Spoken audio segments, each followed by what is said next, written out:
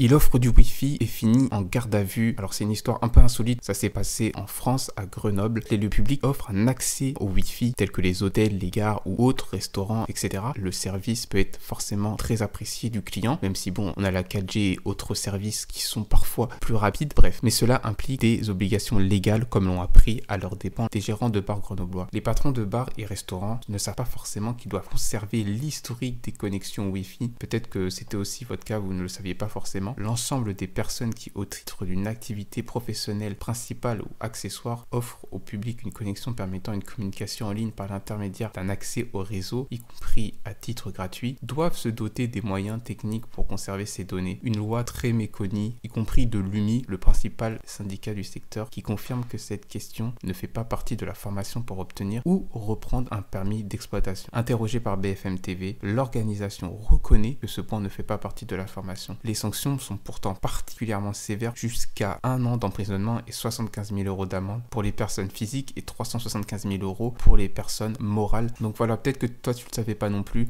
mais voilà, si tu montes un bar, un restaurant, que tu veux un commerce physique et que tu donnes l'accès Wi-Fi à tes clients, voilà, veille bien à faire cela, à mettre en place quelque chose, un outil qui permet d'enregistrer ces connexions. Sinon, malheureusement, voilà, tu peux finir en garde à vue. En tout cas, si ça t'a aidé, si ça t'a plu, si je t'ai appris quelque chose, surtout n'hésite pas à cliquer sur le bouton s'abonner dès maintenant afin de ne rater aucune de mes prochaines vidéos. Je te dis à très bientôt.